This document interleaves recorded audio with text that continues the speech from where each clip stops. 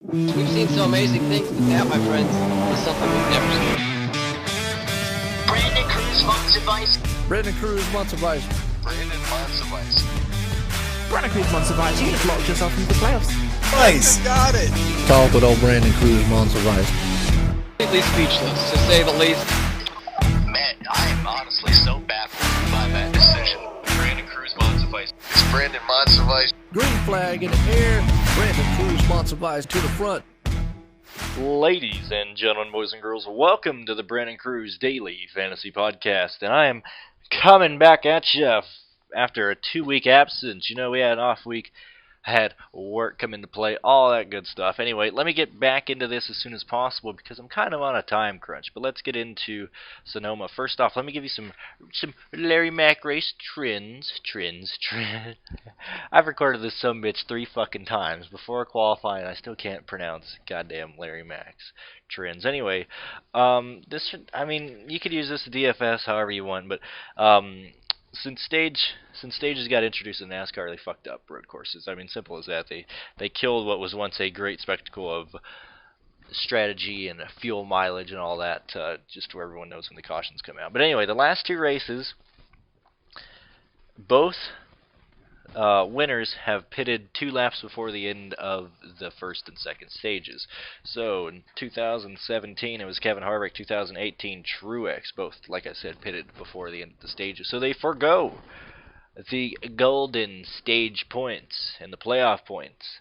Now the people who have typically won the stages have done terrible, mainly because you stay out to get the points and all that, and then you go ahead and pit during the stage, and everyone who pit before the stage will just overtake you under the yellow, and yada yada yada. So typically the leaders pit 3 to 4 times here. In 2017 Harvick pitted 4 times. 2018 Truex pitted 3 times. Don't have the exact lap. I just pay attention to the stages because that's where the strategy came into play there. But typically look for a guy who's going to pit 2 laps before it closes. You can't really pit 1 to go unless you're the leader. There's been times where some people have tried that and pit road ends up being closed when they actually come through because you have to enter that little exit. That left-handed exit, then go around the corner into the pit lane, and by the time you get there, the leader's already crossed the line, and it is technically closed, so you get a pass-through penalty or whatever. So yeah, typically look for people who like playing the stage, not the stage game, the strategy game. I'm sorry, like I said, I've recorded this sumbitch 3 times. I'm throwing way too many things. I got way too many things written. Stage runners typically don't do well. That's my main focus here.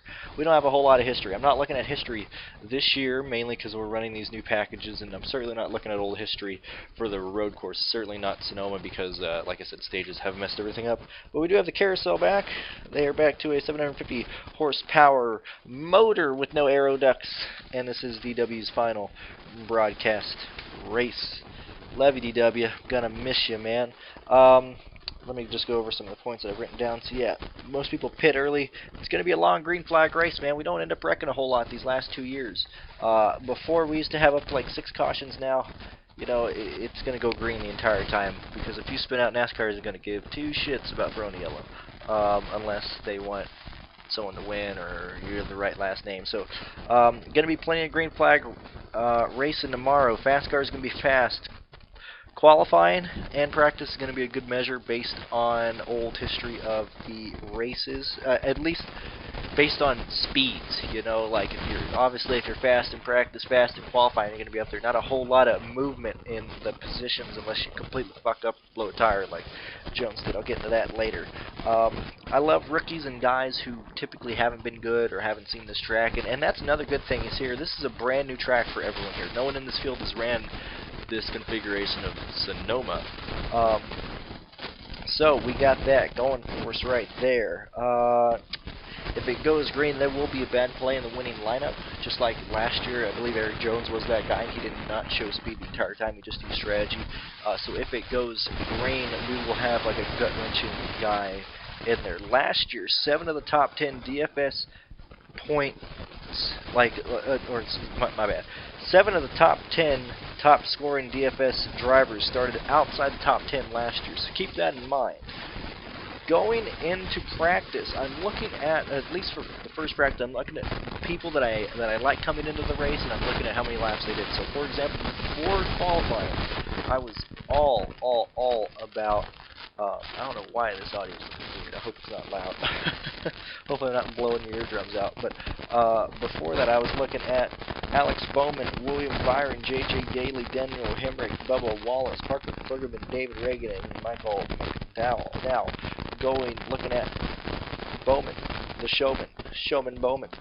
He ran 24 laps. William Byron ran 27 laps. J.J. Yaley, I'm not sure if they got a good sponsor or whatnot, but he ran 9 laps. Daniel Hemrick in the number 8 ran 23 laps. Same with Bubba Wallace, ran 23. Parker Kligerman ran 21, and he knows how to get around these types of road course racing at tracks of that nature. Michael McDowell ran 20 laps, and David Reagan ran 21. Those are the guys that I'm looking at right now. Practice 1, only 5 guys did 10 consecutive laps, so I'm not real concerned on that regard at the moment. Going on to practice 2. Looking at those same guys, I wanted to see how many laps they do. I wanted to see how fast they were. I'll show you where people were at this. I'm just looking at the guys. I'm telling you the guys that I'm looking at right now. Continuing on with William Byron and Alex Bowman. William Byron ran 27 laps. Alex Bowman ran 30 laps. Daniel Hemrick ran 23 laps. The 95 and 96 are both showing speed, and I'm a bit hesitant to use Parker Kligerman just because he's showing that good speed. I feel like a lot of people are going to go to him there. David Reagan ran 31 laps, and Michael McDowell ran 33. Now, this is post-qualifying. Obviously, I'm making it right now. Michael McDowell is kicking some ass, man. I think he has an actual car that can actually contend, or at least can maintain his speed up there. I mean, he ran 53 laps in 2 practices, starting 13th. That's not too bad. I like William Byron going in. Plus, he has a big discount. If you look at DraftKings pricing, I'll get into that too. I just wanted to say, I like William Byron going in. He's starting 2nd. Alex Bowman. I love Alex Bowman, man. I love Alex Bowman more than Ted Bundy loved college girls. Alex Bowman starting 12th. I'm going to roll with Alex Bowman a lot here. Now, Kyle Busch is interesting. A lot of people are like, well, Kyle Busch is sucking some major dick, man. He's missing the carousel turn. He's spitting out after the start-finish line. Kyle Busch is one of the greatest drivers of our generation, ladies and gentlemen. And he knows how to do road course. He knows how to race anything. But if he's spinning out, oh, I love that. You know why? Because that means he's pushing it. They got a real aggressive setup. Kind of what DW said when he spun in and qualifying. That means that Kyle Busch is pushing that motherfucker as hard as he could. I love that. I want to see that. Love Kyle Busch this weekend. I know he's not showing all the speed that he wants to, or that you at least want him to, but he starts 7th, and I mean, he's driving aggressive. He's a wild man. And I like Kyle Busch this weekend. Now, getting into practice speeds, looking at guys that stand out. Practice 1 going back, because I know I just went over this. Going back, top 10 were Truex, Blaney, Busher, Johnson, McDowell, Bowman, Boyer, Kyle Busch, Daniel Suarez, and David Reagan. Now, here, what is surprising here? Chris Buescher. Now, granted, all these are probably just qualifying laps. Nobody's in real race trim, but Chris Buescher pops out right there. McDowell obviously pops out right there. David Reagan pops out right there. What does that say right now? Well, that shows that we have quote-unquote underfunded guys at least being able to contend here. I think road courses already help lower-funded teams here because you can have a good driver and an underfunded car and still do well. Plus this package, I think this is more like a V8 supercar race. I don't know if you ever watched those from Australia or those like more of the touring series in Europe, but I think that's how it's going to be, where you're going to see the guys a lot closer to each other than usual. Practice 2 rolling over. You got Kyle Busch, Kurt Busch, Almirola, Boyer, DeBenedetto, Kligerman, Byron, Bowman, Stenhouse, and Blaney. Now, what does that say here? It shows that other guys also have speed. Chris Buescher was also 14th fastest in this one, so it still shows he has speed. McDowell was 24th. Reagan was 27th, but hey, they at least showed up in the first practice. It's still nice. They did a lot of laps. I'm sure they're just trying to tune their cars in right there. Now, how do you think this race is going to go? Do you think it's going to be green? Do you think we're going to have a lot of wrecks? I don't think we're going to have any cautions that aren't artificial. We're going to have the 2 stages, and it's probably going to go green, and it's going to be probably, I know last year was the fastest, I think it was like the fastest NASCAR, one of the fastest races in history. certainly at Sonoma, and I think that's how it's going to be this year. I don't see any yellows coming out. I think it's just going to be green all the way unless someone blows the motor or leaks shit all over the fucking track. Because of that, I want to find two guys that I think are going to lead laps. Looking at it last year, I think it's going to play out. I think it's going to do a lot like last year, where there's going to be two main leaders, because it's just going to be green, so they're just going to keep on pulling away from the field. People who struggle are going to just drop like a fucking rock.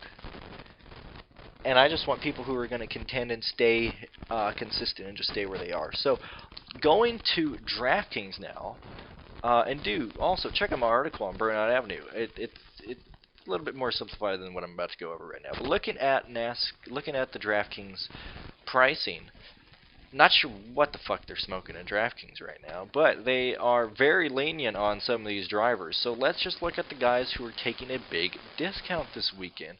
Whoa, what do you know? The guys that I liked. Alex Bowman, $7,500 this week. He hasn't been under $8,000 the past month. William Byron starting second, $7,000. He hasn't been under $7,400. He hasn't. This is the cheapest he's been in a month as well, and he's starting second. I like Byron this week as well. Going over to someone else that is showing some speed. Stenhouse, $6,600. Hasn't been that cheap in months. I mean, legit. I'm looking at 9 races right now on DraftKings. He hasn't been under $7,000, much less anywhere near $6,600. Looking at guys who are bumping up here, guys I want to stay away from. Chris Buescher, he's at $7,800. I understand he's been starting in the back, but this is a road course, and I don't really like Buescher that much. That's a bit too high in my blood. I'm not even going to use Chris Buescher because he's starting 10th. Some people will be like, well, he's a good play at 10th. No, he's not, man. He's $7,800. There's better value out there. I'm certainly going to Bowman over Buescher right there. Other people that I'm looking at. Park Kligerman, more expensive. I think they know that Kligerman knows how to race here, and I wish he was still cheap. He's a bit too high on my blood there. Those are the main guys I was looking at for price decreases and whatnot. You can also throw Ryan Preece in there. Ryan Preece is $6,100. He hasn't been there in about a month and a half, week before the Coca-Cola 600. So that's interesting as well. De Benedetto, another guy who's actually staying pretty stagnant. Yes, he is cheap compared to how he was a month ago, but they didn't move him a whole lot. Where are you? I just saw you. What the fuck is his name? Daniel Hemrick. Where are you? I want to point you out as well. Daniel Hemrick. This is an interesting play. This is why I like Hemrick for a low-owned punt, because he's $7,600. Not worth that money right now, because he has been sitting at about $6,000. But he is really good on road courses. At least he's consistent. He doesn't drive off the fucking road. And he's starting. Where is he starting? He's starting 25th. I think a lot of people are going to look past Daniel Hemrick. I like him a lot. Now, moving on to people that I think are going to be really, really highly owned, obviously. I live and die off of pivots and people that I'm trying to get off of. So, main guys, this is how most lineups are going to start. Eric Jones blew a tire, didn't even get a good lap in. Most lineups are going to start Jones, Larson, and Harvick. That's just how it's going to go. Straight up, Larson, Jones, and Harvick. Now, let me put that together for us right fast. Say if you got Kevin Harvick starting 23rd, Eric Jones starting 32nd, Kyle Larson starting 1st. Right now, you have $7,400 average remaining. You got $22,200 left. Now, what would you do here? Most people are going to look down. Let me find someone cheap. Oh, whoa, hey, let's look at this. Ty Dillon starting 31st, $5,900. Oh, that's a steal. Let's go with Ty Dillon right there. Now you got Harvick, Jones, Larson, Dillon. Oh, man. Chalk City, you can't win a GPP like that. You can certainly get a lot of points there, but you're going to struggle. Well, what if you go back up and use another $10,000 guy like Keselowski? You got Keselowski, Dillon, Larson, Jones, Harvick. $6,200 remaining for your final player. Where do you go after that? You're looking at Preece. You're looking at Reagan. You're looking at Chastain. Oh, Chastain starts last. Maybe do I go with him? Yeah, I don't know. I don't know about Chastain. But I mean, you got other guys. Like I think that's going to be a really, really popular stack right there. Maybe not Keselowski. That's a bit risky. But the Harvick, Jones, Larson, Ty Dillon, that is going to be a stupidly high-owned lineup. What can you do to get off of that? How can you play differently? Now, you can play this. Say if you want to play those four and you want to play someone who's like, I don't know, just kind of not really owned or anything. Say if you want to throw in Jimmy Johnson or Almirola in there, that can be doable. And then jump back down to like Hemrick or someone, or like Paul Menard or something like that. That can be a bit interesting, but you got to get creative. If you want to be the only guy owning a certain lineup, you need to be creative right here. I hate doing picks to win, man. I get picks to win just because I play so many lineups and I end up getting them. I tend to look at like DFS guys that I just love. Who do I love this week? I love Bowman. Love Bowman. Love Stenhouse. Absolutely love Stenhouse. Told people stay the fuck away from him. Daniel Hemrick, like him too. Who else really pops out to me? I think it's those main guys that I'm going to try and use to be a bit different. David Reagan and Michael McDowell, that could be interesting too. Probably Byron too. Those are guys I'm really, really liking. I'll probably scatter them around. Not going to do a whole lot of lineups, guys. I got to start saving for the NFL. You know that. You know I got to start saving for the NFL. So I can't be completely killing my salary or my budget there. But those are certainly the guys I like. If you want to get real low owned guys that I know are going to be low owned that could actually do something, Jimmy Johnson, interesting. Chase Elliott starting fourth, really interesting. He got his first win in a road course. A lot of people aren't mentioning that. I haven't heard shit about Chase Elliott yet. Granted, he did that at Watkins Glen, but Chase Elliott is also another interesting play right there. Austin Dillon, say if you go with Hemrick or Austin Dillon, you're going to be interesting there. Matt DiBenedetto, I think DiBenedetto actually can finish top 15. I think he'll do that. Just 6,500, bit too low for me. I think there's going to be a lot there. Ty Dillon's going to be owned like a motherfucker, man. If I have to fade one guy, it's going to be Dillon and Eric Jones. Because if you got 50% of the people having him, which I think it's going to be, I think it's going to be close to 50% owned on Eric Jones. If he does something dumb, man, he's helping us out tremendously. He's helping us out tremendously. Guys, leave a comment. Let me know what you guys think. Do you like this better? Do you like how I kind of just went in there and attacked things? I didn't go really on a whole lot of rants. I still got some rants. Give me another minute. I'll yap about something. But guys, please follow me on Twitter. Not just because I like followers. I don't give a shit. You can just bookmark my page and not even follow me. But please, I'm not always on YouTube. I don't always have it open. And I will let you guys know on Twitter if I'm making stuff for NASCAR a certain weekend. I always put on there, hey, I'm out of town, I'm not going to be able to make it. Hey, I'm making things this weekend, expect them to be out here. That just, it helps you out, it helps me out. Guys, I also have Patreon.